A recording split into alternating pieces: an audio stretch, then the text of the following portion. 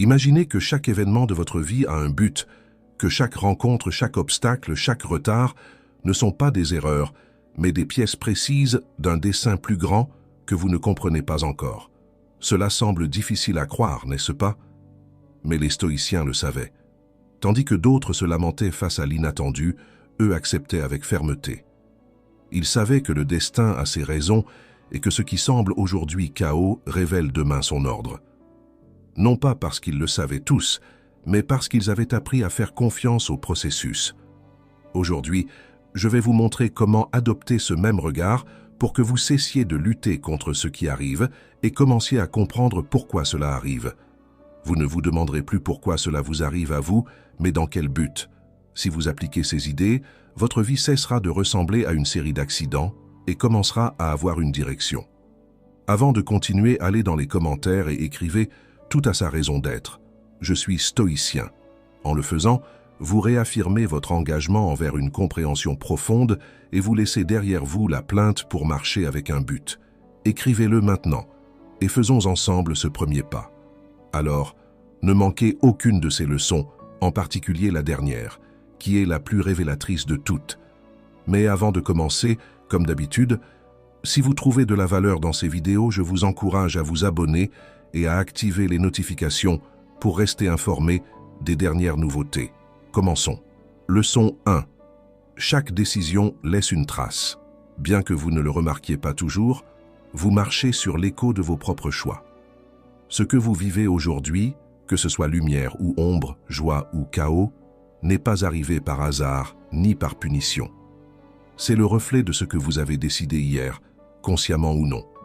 Chaque fois que vous choisissez de vous taire ou de parler, d'agir ou d'ignorer, d'avancer ou de remettre à plus tard, vous tracez un chemin.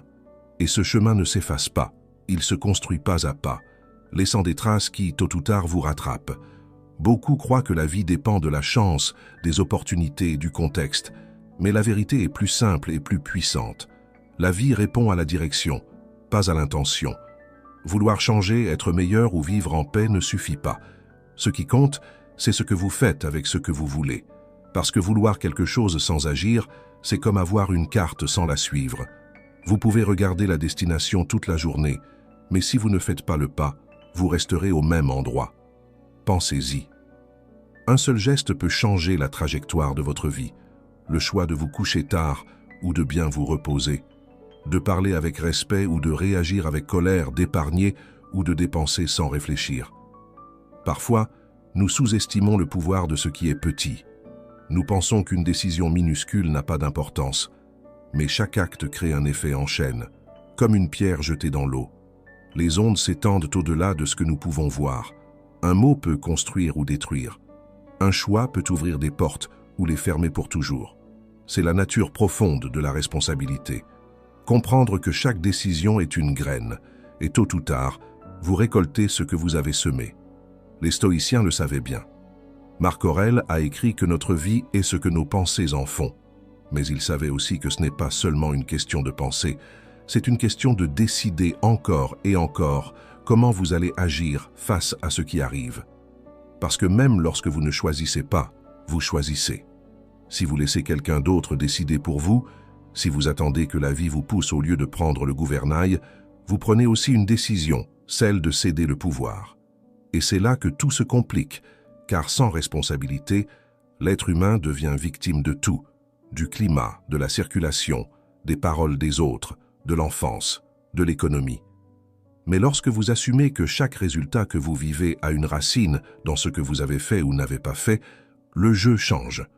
Vous n'êtes plus une feuille au vent, vous êtes le capitaine de votre destin.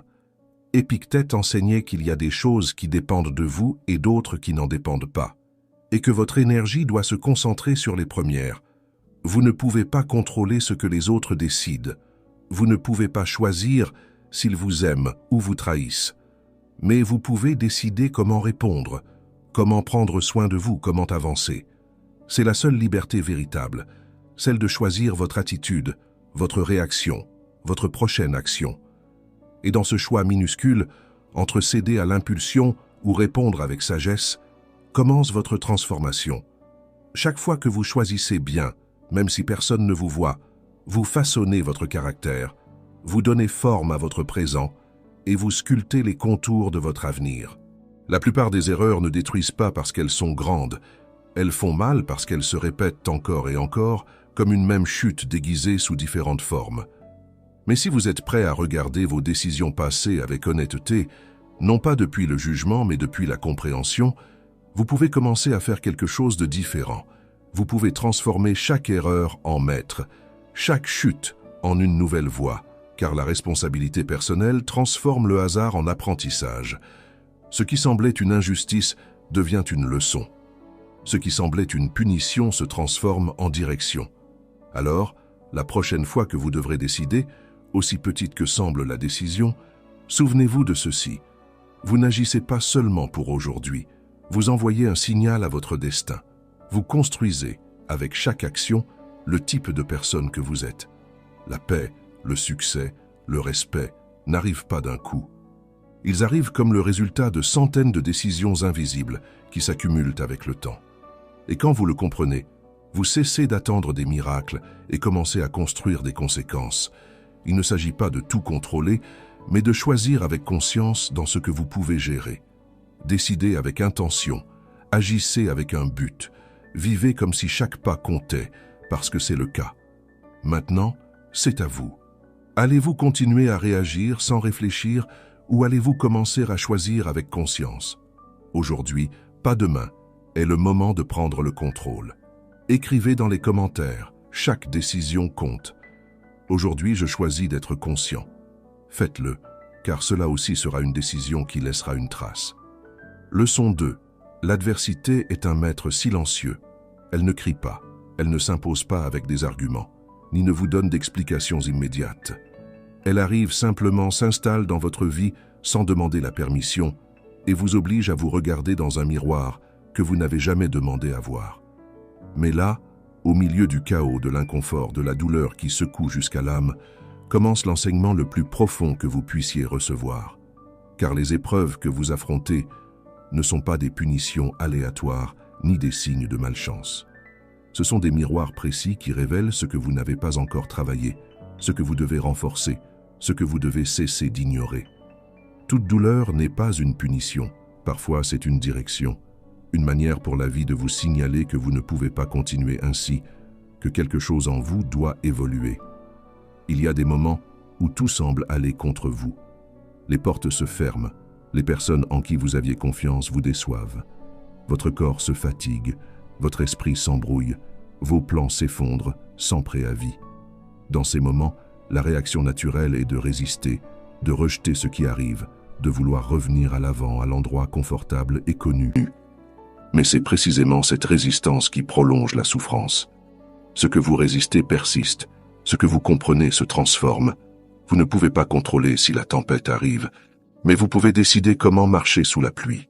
Vous pouvez vous lamenter ou vous pouvez apprendre. Vous pouvez vous enfoncer dans la plainte ou vous élever dans la compréhension. Les stoïciens le savaient mieux que quiconque.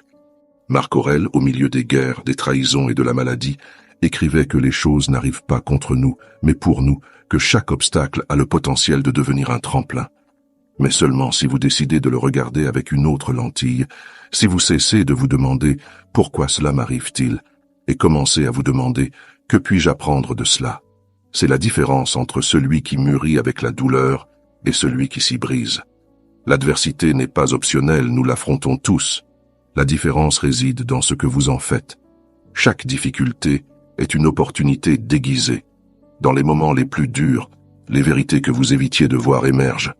Vous découvrez que vous dépendiez trop de certaines personnes, que vous avez repoussé des décisions par peur, que votre force était plus fragile que vous ne le pensiez. Mais aussi, si vous observez avec humilité, vous découvrez votre résilience, votre capacité à vous relever, votre trempe. Dans chaque chute, il y a une graine de croissance, mais elle ne germe que si vous cessez de résister et vous ouvrez à comprendre. Épictète disait que ce n'est pas ce qui vous arrive, mais la manière dont vous l'affrontez qui définit votre destin. Vous pouvez transformer une blessure en une histoire de dépassement, un échec en un chemin vers le véritable succès. Mais pour y parvenir, il faut de la volonté.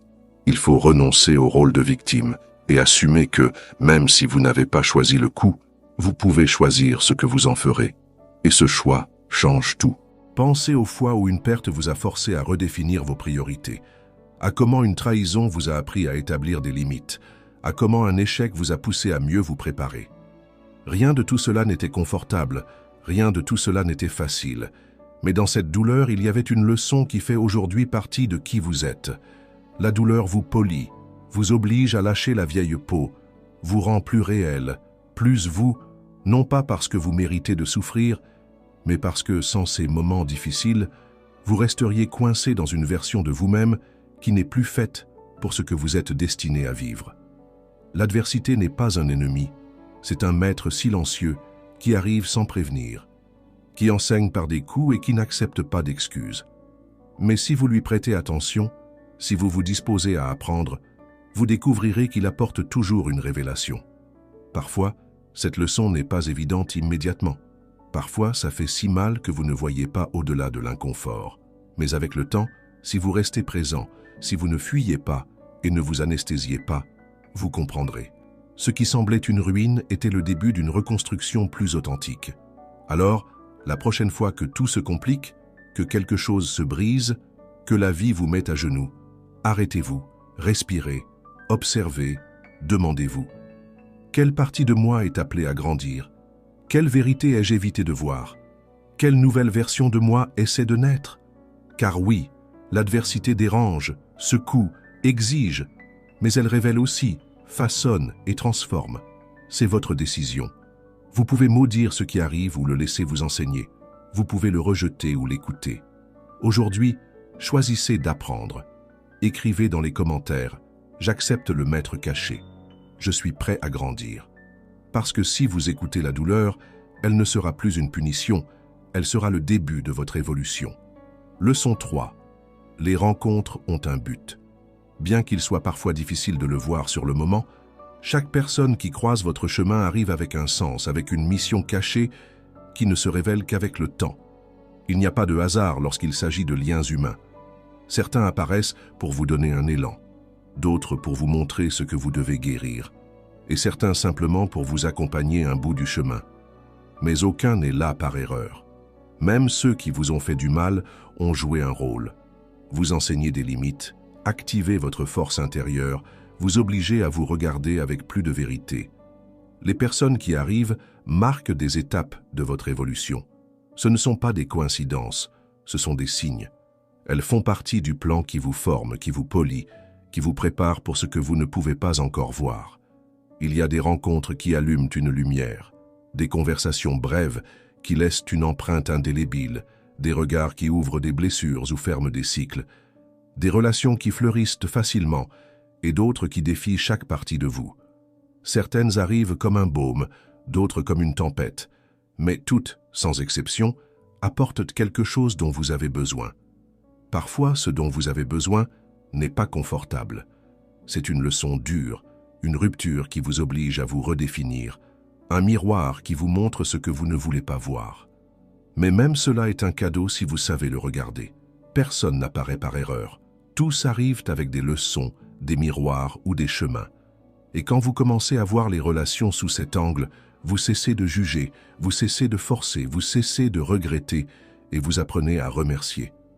Les stoïciens savaient que la seule chose que vous pouvez contrôler est votre intérieur. Vous ne pouvez pas contrôler qui entre dans votre vie, ni combien de temps ils y restent, mais vous pouvez décider comment vous vous reliez, ce que vous apprenez, ce que vous lâchez. Marc Aurèle écrivait que tout ce qui arrive dans votre vie arrive comme partie de l'ordre naturel de l'univers. Et si cela fait partie de cet ordre, alors votre tâche n'est pas de résister, mais de comprendre. Certaines relations éveillent votre force, vous poussent à vos limites, vous sortent de votre confort, vous font évoluer. D'autres éveillent votre patience, vous montrent ce que vous n'avez pas encore résolu. Elles vous invitent à écouter davantage, à juger moins, à ouvrir votre cœur sans vous perdre. Toutes les personnes ne sont pas faites pour rester. Certaines sont passagères, mais leur impact est éternel. Un conseil au moment juste, une trahison qui vous a ramené à vous-même, un amour qui n'a pas duré, mais qui vous a appris ce que vous méritez. La connexion authentique ne comprend pas le temps. Elle transcende la logique de l'immédiat. Parfois, vous rencontrez quelqu'un pendant des heures et ressentez plus de vérité qu'en des années avec d'autres. Il ne s'agit pas de quantité, mais de profondeur, de ce que cette présence a éveillé en vous, de ce qu'elle vous a aidé à vous rappeler. Épictète disait que nous ne devons pas nous attacher à ce qui n'est pas en notre pouvoir. Et les personnes, aussi belles soient-elles, ne sont pas sous votre contrôle. Elles peuvent partir, changer, vous blesser, vous aimer, mais ce qu'elles font ne vous appartient pas. Ce qui vous appartient, c'est ce que vous faites avec cela. Vous vous fermez ou vous vous ouvrez, vous vous empoisonnez de rancune ou vous apprenez à lâcher, vous vous attachez ou vous remerciez et laissez aller. Chaque relation apporte un choix. Vous pouvez l'utiliser pour renforcer de vieux schémas ou pour construire de nouvelles compréhensions. Vous pouvez répéter l'histoire ou la transformer. Il y a des rencontres qui vous brisent et d'autres qui vous reconstruisent. Certaines vous confrontent et d'autres vous soutiennent. Mais toutes font partie de votre croissance, et si vous les observez avec attention, vous verrez que même celles que vous pensiez être des erreurs étaient des leçons déguisées.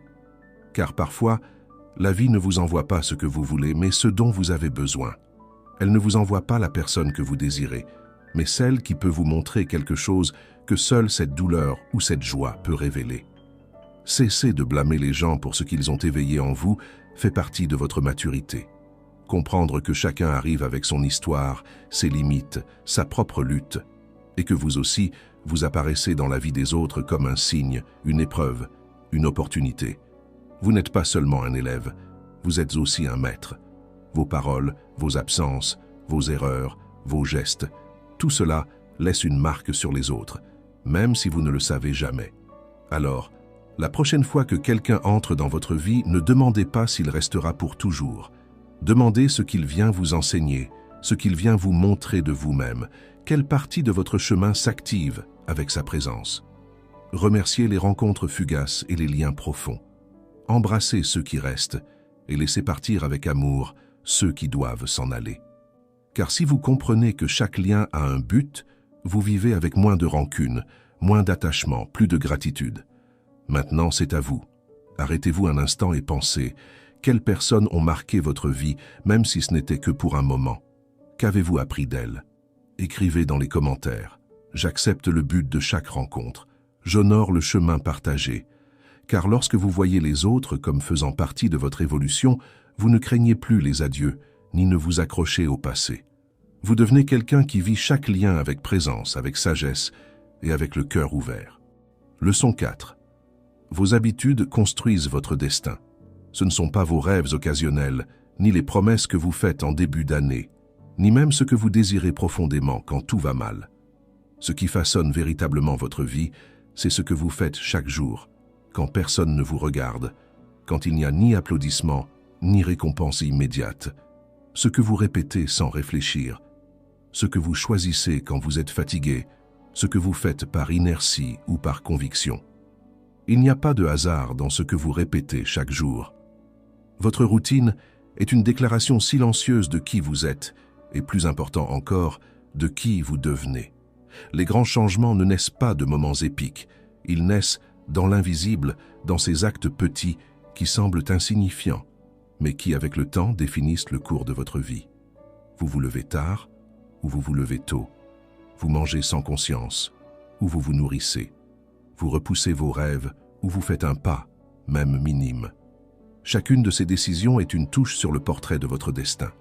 Vous n'avez pas besoin d'un coup de chance, vous avez besoin d'une cohérence quotidienne, car au final, les résultats ne répondent pas à vos désirs, ils répondent à vos actions. Les habitudes ne mentent pas, elles révèlent vos véritables priorités, votre discipline, votre engagement envers vous-même. Les stoïciens le comprenaient parfaitement. Marc Aurèle insistait sur l'importance de vivre chaque jour comme si c'était le dernier, mais pas avec une urgence superficielle, mais avec une présence consciente. Ce que vous faites aujourd'hui reflète ce que vous valorisez, et si vous répétez quelque chose constamment, peu importe si vous dites que ce n'est pas important, cela marque votre direction. Les petits actes quotidiens façonnent qui vous devenez. Comme l'eau qui, avec patience, polit la pierre, vos routines sculptent votre caractère. Avec chaque répétition, vous renforcez ou affaiblissez votre volonté. Beaucoup se perdent dans de grands projets. Ils imaginent des changements radicaux, des promesses ambitieuses, des listes interminables. Mais la vérité est plus simple et plus difficile. Votre vie changera seulement lorsque vos habitudes changeront. La discipline quotidienne a plus de pouvoir que les grands plans, car les plans inspirent, mais les habitudes transforment. Une habitude solide est plus forte qu'une motivation passagère. Quand tout vous lâche, ce qui vous soutiendra, c'est ce que vous avez intégré en vous, ce que vous faites même quand vous n'en avez pas envie. C'est la véritable liberté, pas de faire ce qui vous plaît, mais de faire ce que vous savez devoir faire, même si votre esprit veut autre chose. Épictète enseignait que la liberté et la vertu se cultivent par la pratique. Il n'y a pas d'excellence sans effort répété. Si vous voulez avoir la maîtrise de vous-même, commencez par vos habitudes. Choisissez avec intention ce que vous répétez, ce que vous nourrissez, ce que vous permettez, car tout ce que vous répétez vous construit ou vous détruit. Il n'y a pas de point neutre. Chaque action vous rapproche ou vous éloigne de votre meilleure version. La volonté ne se renforce pas dans les discours mentaux, mais dans les choix quotidiens. Si vous observez votre journée avec honnêteté, vous verrez qu'il y a des choses que vous faites automatiquement et qui ne vous servent plus. Petite fuite de temps, négligence envers vous-même, gestes qui semblent inoffensifs, mais qui, au fond, sabotent votre chemin. Vous n'avez pas besoin de tout changer d'un coup. Vous devez simplement commencer à agir avec plus de conscience. Chaque habitude, aussi petite soit-elle, a le pouvoir de vous entraîner vers une vie sans sens ou de vous propulser vers une vie avec un but.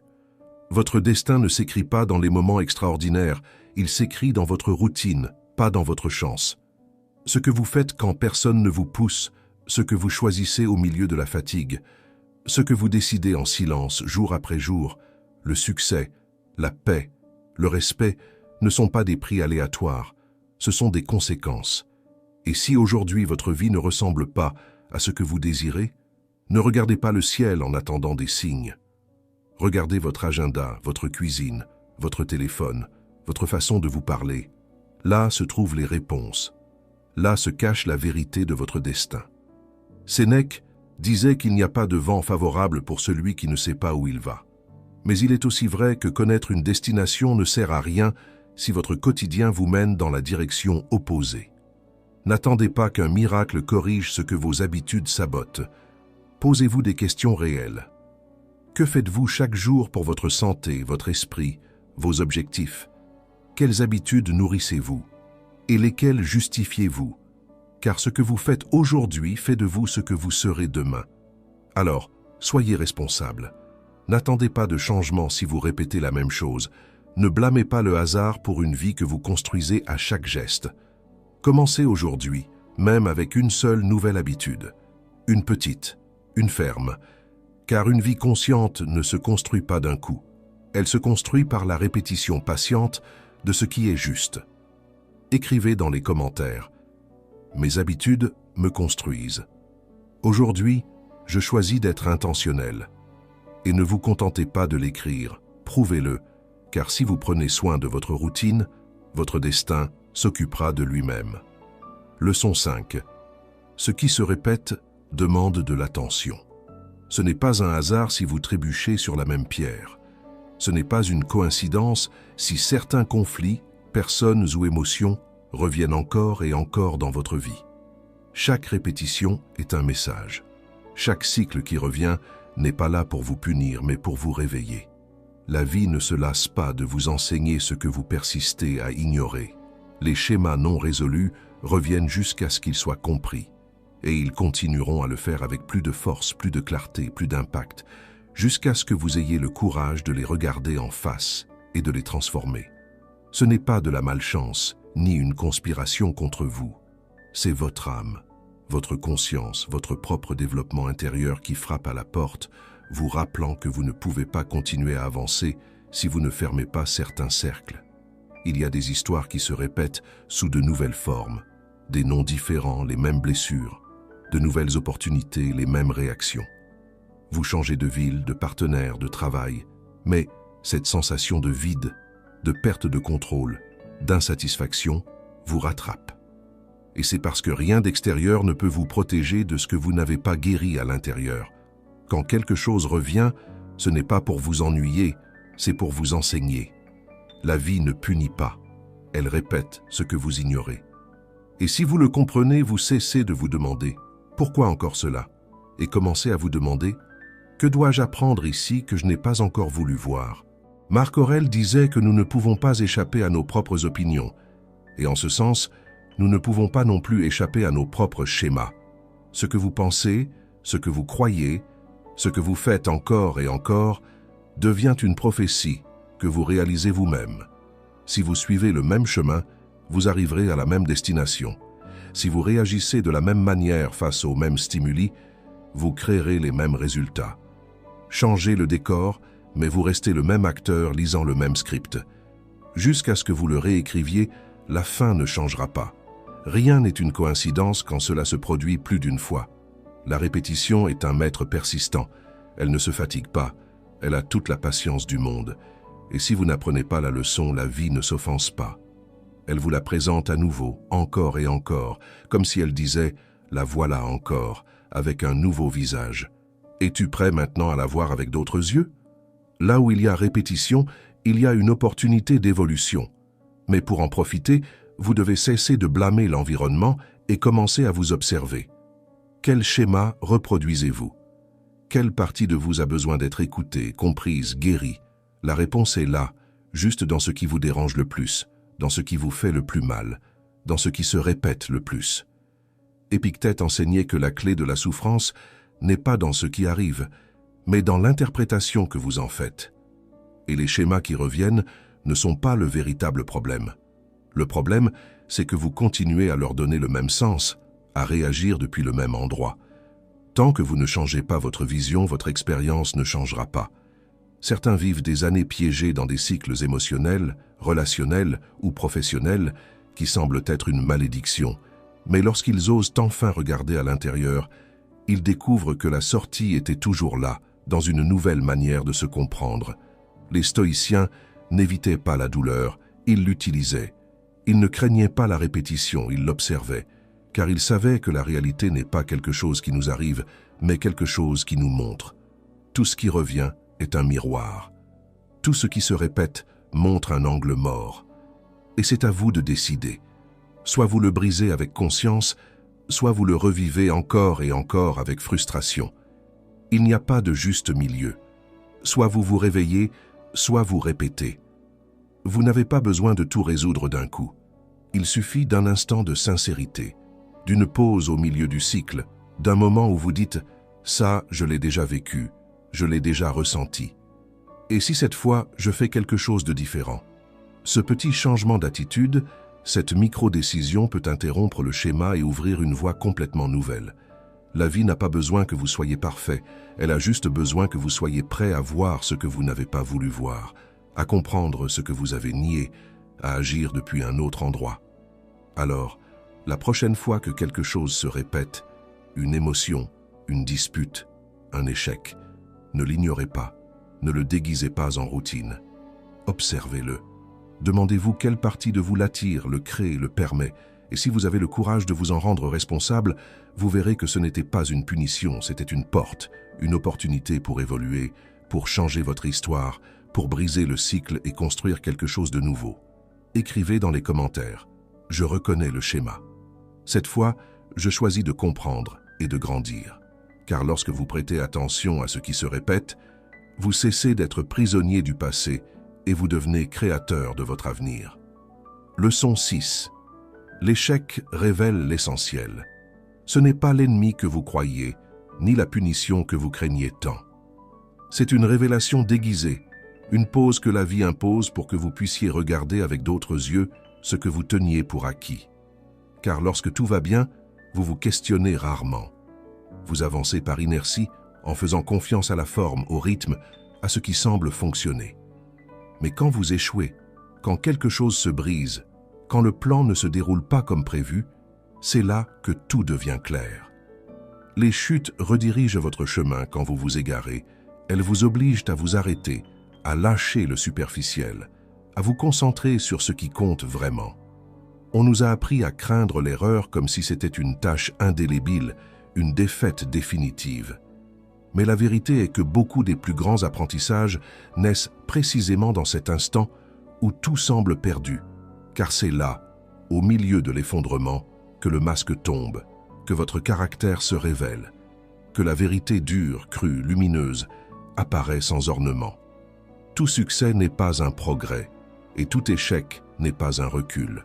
Parfois, le triomphe vous éloigne de votre centre, vous endort, vous éblouit avec une fausse sensation de contrôle, et parfois l'échec vous réveille, vous affine, vous ramène à l'essentiel, à ce qui ne dépend pas du résultat, mais de l'intention, à ce qui ne se mesure pas par des applaudissements, mais par une vérité intérieure. Les stoïciens savaient qu'il ne s'agit pas d'éviter l'échec, mais de le transformer. Épictète enseignait que l'important n'est pas ce qui vous arrive, mais ce que vous faites avec ce qui vous arrive. Échouer n'est pas perdre, c'est apprendre ce qui compte. C'est découvrir quelle partie de vous a encore besoin de se renforcer, quelles idées vous devez abandonner, quel chemin ne résonne plus avec vous. L'échec vous montre ce que vous souteniez par peur, les décisions que vous avez prises pour les apparences, les objectifs que vous poursuiviez sans âme. Et quand vous le regardez avec des yeux sincères, vous réalisez que vous n'avez rien perdu de précieux. Seul s'est effondré ce qui n'avait pas de racine véritable. Marc Aurèle écrivait que ce qui entrave le chemin devient le chemin, et c'est ainsi qu'est l'échec. Une pierre qui au début semble un mur, mais que vous découvrez ensuite être un marchepied. Parfois, ce qui semble une fin est souvent un commencement, un nouveau point de départ, un détour nécessaire, une opportunité pour vous reconstruire depuis un endroit plus authentique. Car si vous n'échouiez jamais, vous continueriez à croire que ce que vous faites aujourd'hui vous mène là où vous voulez vraiment être. Mais quand vous échouez, vous vous réveillez et ce réveil, même s'il fait mal, vaut plus que 1000 réussites vides. Il y a des gens qui, après un grand échec, ont trouvé leur véritable chemin. Ils ont abandonné une carrière qu'ils n'aimaient pas. Ils ont rompu des liens qui les limitaient. Ils ont commencé des projets qui résonnaient avec leur essence. Non pas parce que l'erreur les a détruits, mais parce qu'elle les a ramenés à leur vérité. L'échec, bien compris, est une forme de rédemption, un nettoyage, une reconfiguration. Mais pour qu'il fonctionne ainsi, vous devez cesser de le voir comme une punition. Vous devez lâcher l'ego blessé qui crie « Comment cela m'est-il arrivé à moi ?» et commencer à vous demander « Que puis-je voir ici que je ne voyais pas avant ?» Échouer n'est pas un signe de faiblesse, c'est une partie du chemin de celui qui ose vraiment essayer. Celui qui n'échoue jamais ne prend jamais de risques, n'explore jamais, ne grandit jamais. La peur de l'erreur paralyse, mais la compréhension de l'échec libère. Car une fois que vous comprenez qu'il ne définit pas votre valeur, qu'il ne vous réduit pas, qu'il n'efface pas ce que vous êtes, vous cessez de vivre dans la peur et commencez à vivre avec courage. Vous devenez plus humble, oui, mais aussi plus fort, plus clair, plus vous. Sénèque disait que lorsque l'on perd le superflu, on gagne le nécessaire. Et c'est exactement ce que fait l'échec. Il dégage, il révèle, il recentre, il vous sort de l'illusion de contrôle. Il vous oblige à écouter votre voix intérieure, à différencier ce que vous faisiez par habitude de ce que vous faites par conviction, à mettre de l'âme là où avant vous ne mettiez que de l'effort. C'est sa véritable fonction, non pas de vous détruire, mais de vous révéler. Alors, la prochaine fois que vous sentez que vous avez échoué, ne fuyez pas, n'ayez pas honte, ne le maquillez pas. Regardez-le en face. Remerciez-le pour ce qu'il est venu vous montrer. Demandez-vous quelle partie de vous peut grandir grâce à cela. Quelle leçon en tirez-vous? Quelle version de vous peut naître après cette chute? Car si vous décidez d'apprendre, si vous choisissez de voir l'échec comme une porte plutôt qu'un mur, alors rien n'aura été vain. Écrivez dans les commentaires « Je choisis de voir en chaque échec une leçon. Je suis prêt à recommencer avec plus de clarté. » Car la véritable défaite n'est pas d'échouer, c'est de refuser de voir la vérité que l'échec est venu vous montrer. Et quand vous comprenez cela, vous ne tombez plus pour vous briser, vous tombez pour vous reconstruire plus sage, plus fort et plus conscient. Leçon 7. Votre intuition sait avant vous. Elle ne repose pas sur la logique, les données, ni les analyses approfondies. Elle ne crie pas, ne raisonne pas, n'argumente pas, elle murmure seulement. Et elle le fait avec une clarté qui, si vous appreniez à l'écouter, éviterait beaucoup de vos faux pas. C'est cette sensation qui vous vient avant d'avoir des preuves, cet inconfort quand quelque chose ne va pas, même si tout semble aller bien. Cette certitude intérieure que vous ne pouvez pas expliquer, mais que vous ressentez comme une vérité. Les pressentiments ne sont pas fortuits, ils sont une sagesse silencieuse. Ils ne viennent ni de la peur ni du désir, ils viennent d'une partie plus profonde, plus ancienne, plus connectée à ce que vous êtes vraiment. Pendant longtemps, on nous a appris à nous méfier de cette voix intérieure, à privilégier la logique, l'opinion des autres, les plans calculés. Mais quand vous ignorez votre intuition, vous vous éloignez de votre authenticité. Vous commencez à emprunter des chemins qui ne sont pas les vôtres, à dire oui quand votre corps dit non, à rester là où vous auriez déjà dû partir. Et vous le savez, même si vous ne pouvez pas l'expliquer, vous le ressentez dans l'estomac, dans la tension du cou, dans cette fatigue sans cause qui apparaît quand vous êtes en décalage avec votre vérité. Car parfois, votre corps crie ce que votre esprit tait. Elle ne vous donne pas toujours des raisons, mais elle vous donne toujours des signaux. Et si vous les ignorez, vous le payerez par de l'anxiété, de l'insatisfaction ou une sensation constante de vivre à moitié. Marc Aurèle disait qu'il y a en vous une partie qui sait toujours ce qui est juste, et il ne parlait pas de l'esprit rationnel, mais de l'âme guidée par la vertu, cette étincelle intérieure qui sait quand quelque chose vibre avec vous et quand ce n'est pas le cas. Le problème n'est pas que vous ne savez pas, le problème est que vous n'écoutez pas, car l'intuition n'est pas bruyante, elle est subtile, patiente, elle ne s'impose pas. Elle attend que vous vous taisiez, que vous vous arrêtiez, que vous cessiez de vous distraire avec l'extérieur et que vous regardiez à l'intérieur. Et quand vous le faites, quand vous vous permettez de ressentir sans filtrer, vous découvrez que beaucoup des réponses que vous cherchiez dehors étaient déjà en vous. Écouter votre intuition ne signifie pas mépriser la raison, cela signifie l'intégrer, utiliser l'esprit comme un outil et le cœur comme un guide. L'intuition ne va pas à l'encontre de la logique, elle la précède, elle arrive avant. C'est la première réaction que vous avez avant de construire une justification. C'est cette certitude qui apparaît sans que vous sachiez pourquoi, mais qui, avec le temps, s'avère avoir eu raison. Combien de fois avez-vous regretté de ne pas avoir suivi ce que vous ressentiez dès le début? Combien de fois avez-vous su que quelque chose n'allait pas et avez continué quand même pour confirmer que votre corps vous l'avait déjà signalé? Ce n'est pas de la magie, c'est une sagesse biologique, émotionnelle, spirituelle. C'est votre vérité la plus intime qui essaie de vous guider. Épictète disait que nous ne pouvons pas contrôler ce qui arrive, mais nous pouvons contrôler notre attitude et nos décisions. Et ces décisions seront plus cohérentes si elles partent de votre centre, pas de la pression extérieure. Écouter votre intuition vous connecte à des décisions plus alignées, plus fermes, plus authentiques. Cela vous évite le remords d'agir par obligation ou par peur. Ce n'est pas toujours facile, car parfois, votre intuition vous demandera d'aller à l'encontre de ce que tout le monde attend, de dire non quand il serait plus confortable de dire oui, de fermer une porte qui semble sûre. Mais si vous apprenez à lui faire confiance, vous découvrirez qu'elle ne vous trahit jamais. Elle peut vous déranger, mais elle ne ment pas. La plupart des erreurs ne viennent pas de ne pas savoir quoi faire, elles viennent d'ignorer cette première voix qui vous l'a dit clairement, qui vous a averti, qui vous a murmuré une alerte ou une invitation. Mais vous n'étiez pas en silence, vous n'étiez pas présent. Vous cherchiez des réponses ailleurs, dans des promesses, dans des excuses. C'est pourquoi cultiver l'intuition demande de la présence, une écoute active, du courage pour suivre un chemin sans carte, seulement avec une boussole. Car c'est ce qu'est l'intuition, une boussole intérieure qui vous maintient dans la direction de vous-même. Quand vous commencez à vivre depuis cette connexion intérieure, tout change.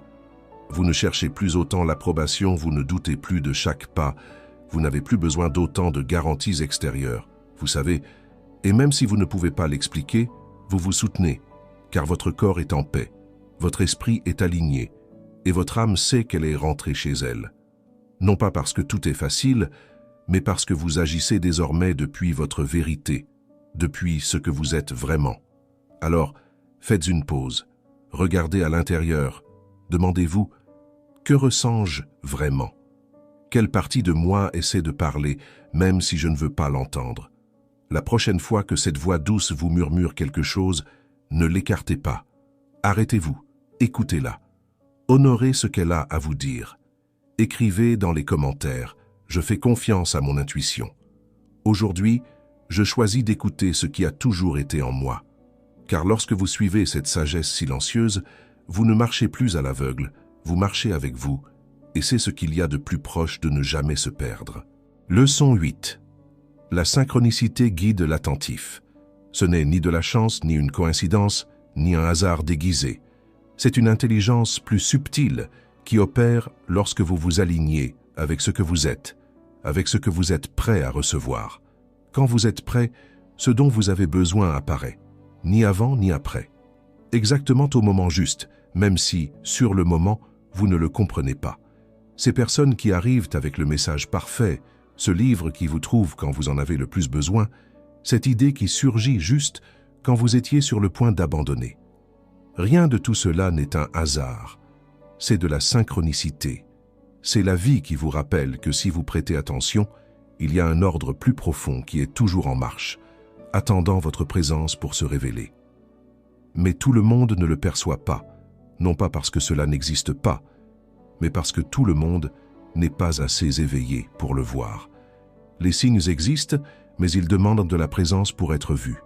Et aujourd'hui, plus que jamais, nous sommes distraits, courants, comparant, remplissant chaque vide avec du bruit.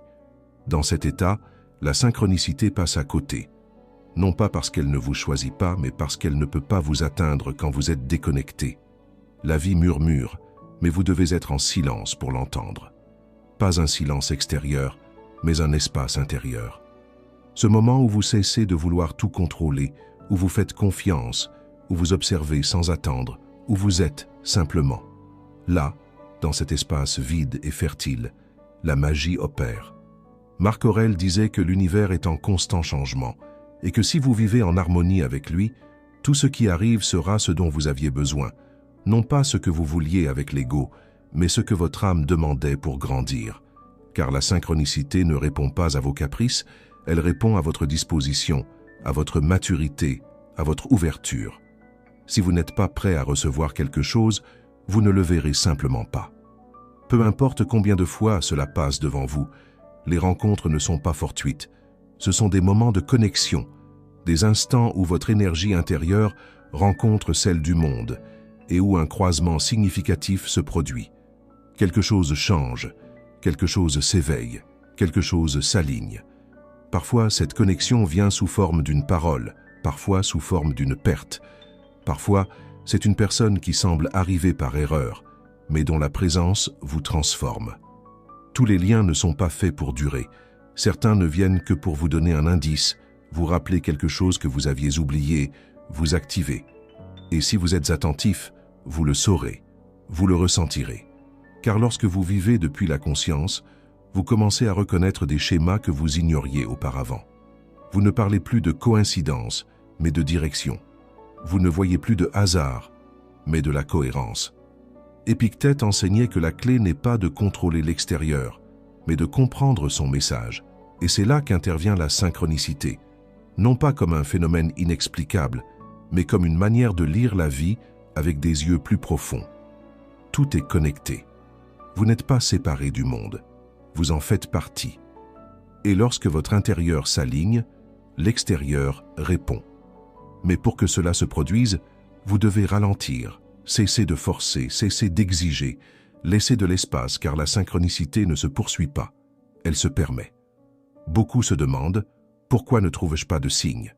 Pourquoi n'ai-je pas de réponse ?» Et la vérité est qu'ils sont si occupés à chercher à l'extérieur qu'ils ne réalisent pas que la vie parle déjà, qu'elle vous guide déjà. Mais vous devez cesser de remplir chaque minute, chaque pensée, chaque émotion avec du bruit inutile. Ce n'est qu'ainsi que vous pourrez voir ce qui était toujours devant vous. Vous le sentez quand ça arrive. Cette conversation inattendue, cette phrase qui résonne, cette opportunité qui s'intègre parfaitement. Là, à cet instant, vous comprenez que vous n'êtes pas seul, que quelque chose vous accompagne, que la vie a sa propre intelligence. Et le plus beau, c'est que vous pouvez lui faire confiance. Vous n'avez pas besoin de comprendre comment cela fonctionne. Vous devez simplement être présent, ouvrir les yeux de l'âme, faire confiance que si quelque chose arrive, c'est pour une raison. Et si quelque chose n'arrive pas, c'est aussi pour une raison. Car lorsque vous êtes en connexion avec vous-même, la vie n'est plus une série d'événements déconnectés, mais un langage que vous pouvez apprendre à lire, un langage subtil, mais clair, pour celui qui prend le temps d'écouter. Alors, arrêtez-vous, faites taire la hâte, regardez autour de vous, demandez-vous, que me montre la vie aujourd'hui que je ne vois pas? Quelle personne, quelle parole, quelle situation est venue m'apporter un indice? Car vous ne marchez pas à l'aveugle, vous devez simplement affiner votre regard. Écrivez dans les commentaires « Je suis attentif aux signes, je fais confiance à la synchronicité de mon chemin ». Car lorsque vous prêtez attention, vous découvrez que vous n'étiez jamais seul et que chaque pas, chaque croisement, chaque virage avait plus de sens que vous ne l'imaginiez. Il suffisait d'être éveillé. Leçon 9. Chaque étape a son pourquoi. Chaque étape a son pourquoi. Bien qu'au milieu du chaos vous ne le voyiez pas, bien que cela fasse mal, bien que vous ayez envie de fuir, la vie ne fait pas d'erreur. Chaque phase, chaque moment, chaque pause et chaque élan sont là pour une raison. Même quand vous ne comprenez rien, quand vous vous sentez bloqué, perdu ou en recul, un but opère en silence. Ce que vous ne comprenez pas maintenant aura du sens plus tard. Vous le découvrirez après, quand vous regarderez en arrière et verrez comment chaque pièce s'est imbriquée, comment chaque retard a évité un désastre, comment chaque chute a renforcé votre base. Mais pour atteindre ce point de compréhension, vous devez traverser le présent avec ouverture, pas avec résistance. Nous nous sommes habitués à vouloir tout rapidement. Des réponses immédiates, des résultats visibles, de la clarté sans effort. Mais la vie ne se plie pas à cette urgence. Elle a son propre rythme, et si vous n'apprenez pas à le respecter, vous vivrez dans une frustration constante. L'impatience obscurcit l'enseignement du processus. Quand vous êtes obsédé par l'arrivée, vous cessez de voir ce qui se passe déjà. Vous pensez qu'il ne se passe rien, mais vous grandissez. Vous pensez perdre votre temps, mais vous mûrissez. Vous pensez être en pause, mais en réalité, vous êtes en préparation. Tout ce qui bouge ne se voit pas. Il y a des racines qui se renforcent en silence avant de fleurir. Marc Aurèle disait que la nature ne se presse pas, et pourtant tout s'accomplit, et vous faites partie de cette même nature. Vous n'êtes pas en retard, vous n'êtes pas hors de place. Vous êtes exactement là où vous devez être pour apprendre ce que vous devez apprendre. Tout arrive au moment où vous pouvez le soutenir, ni avant, ni après, car si cela arrive trop tôt, vous le gâchez. Si cela arrive trop tard, cela ne sert plus. La vie est précise. Elle sait quand vous donnez ce que vous désirez, mais elle sait aussi quand vous le refusez pour vous protéger, vous préparer, vous polir. La maturité vient d'accepter ce que vous devez vivre, non pas par résignation, mais par une compréhension profonde que chaque étape a quelque chose à vous enseigner. Il y a des moments pour avancer et des moments pour s'arrêter, des moments pour construire et des moments pour lâcher. Et chacun est nécessaire, même les plus inconfortables, même ceux que vous ne désirez pas, car sans hiver, vous ne valoriseriez pas le printemps, sans silence, vous ne reconnaîtriez pas votre voix, sans obscurité, vous ne comprendriez pas la lumière.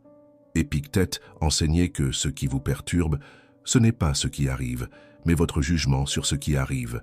Et c'est vrai, vous appelez échec une étape qui vous rend plus fort, vous appelez perte une étape qui vous libère, vous appelez stagnation une étape où vous apprenez à regarder à l'intérieur. Changez le jugement et l'expérience changera.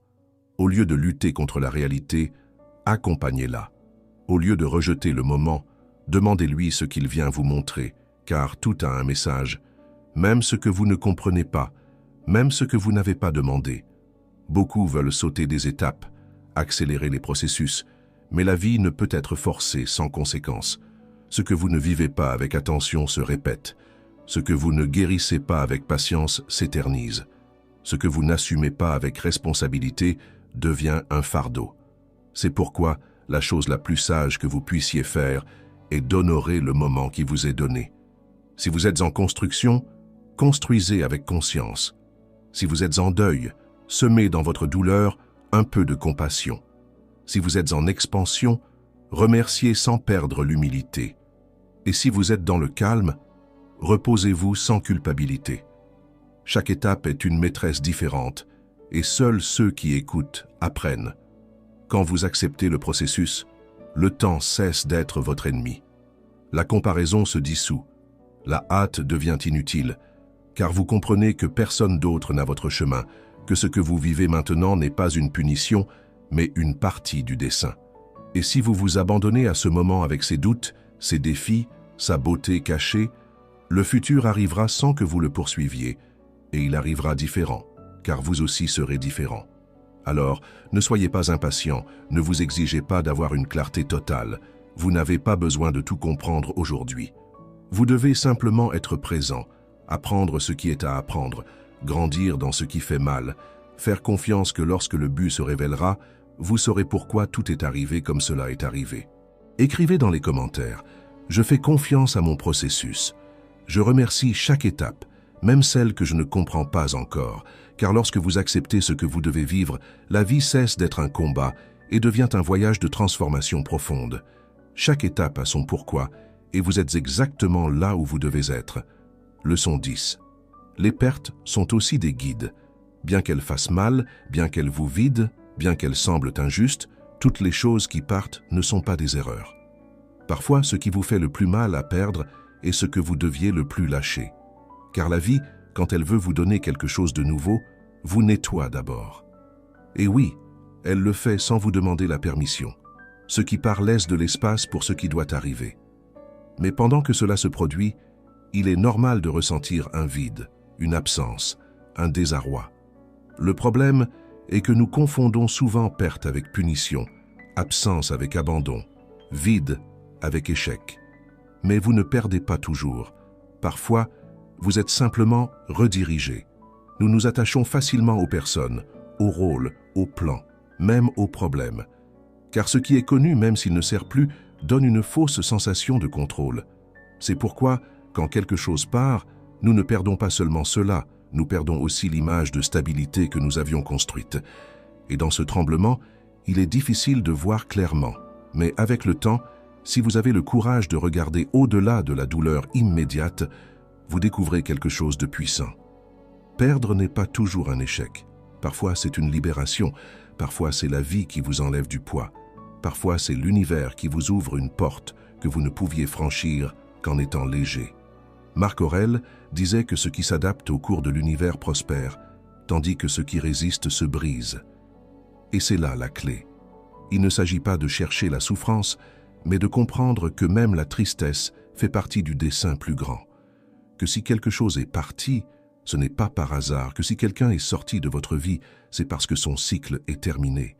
Que si un plan s'est effondré, peut-être n'était-ce jamais votre chemin. L'absence enseigne la valeur de ce qui était, mais elle vous invite aussi à vous demander si ce que vous aviez était vraiment ce dont vous aviez besoin, et souvent, ce n'était pas le cas.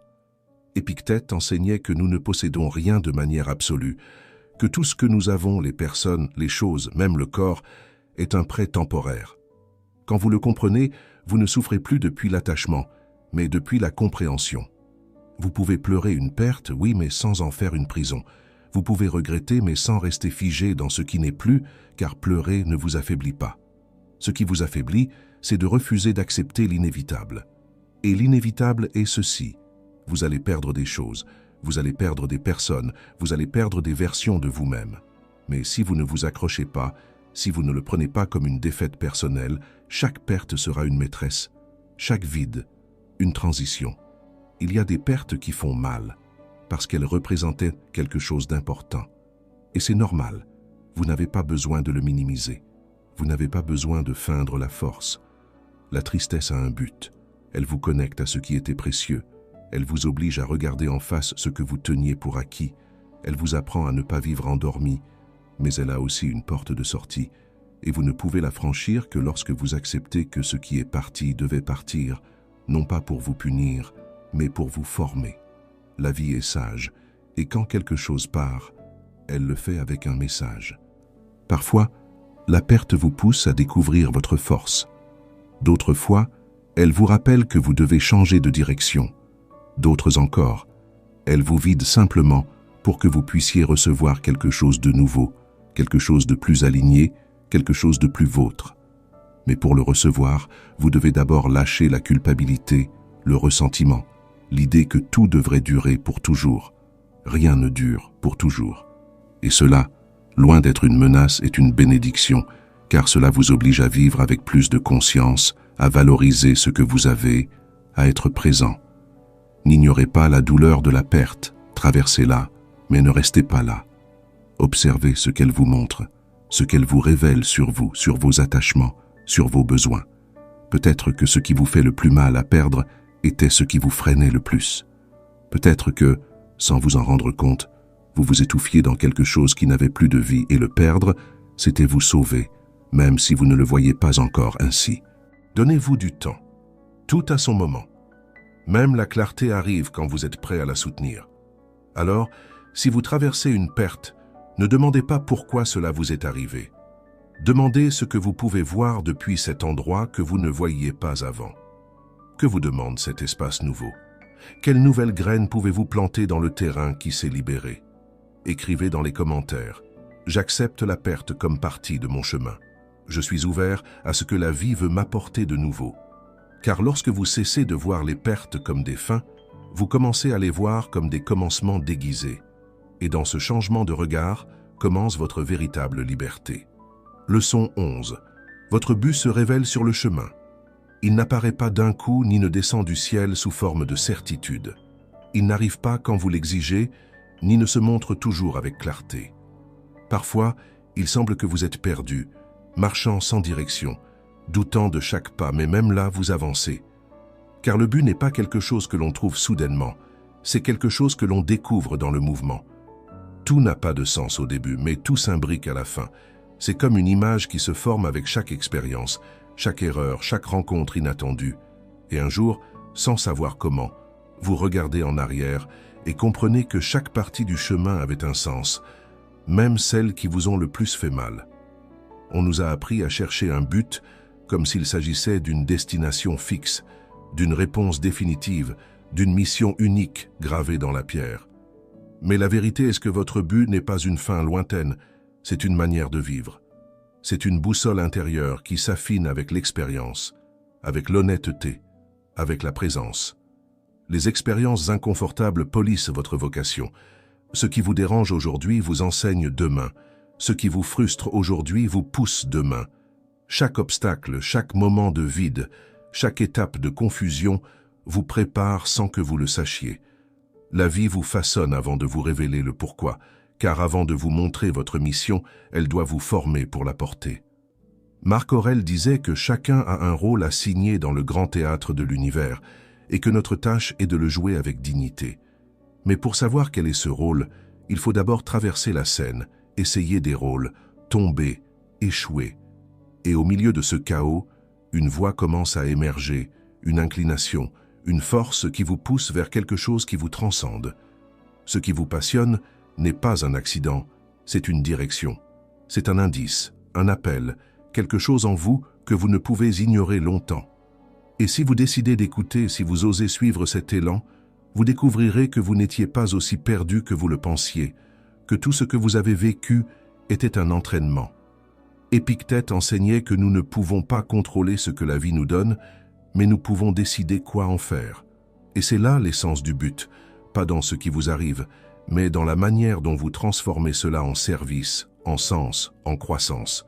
Le but n'est pas toujours glamour, il réside parfois dans le quotidien, dans le fait d'accompagner quelqu'un, de créer quelque chose de petit, de surmonter une blessure, mais il a toujours un effet, il laisse toujours une trace, et vous ne pouvez le voir que si vous cessez de chercher des réponses immédiates et commencez à faire confiance au processus.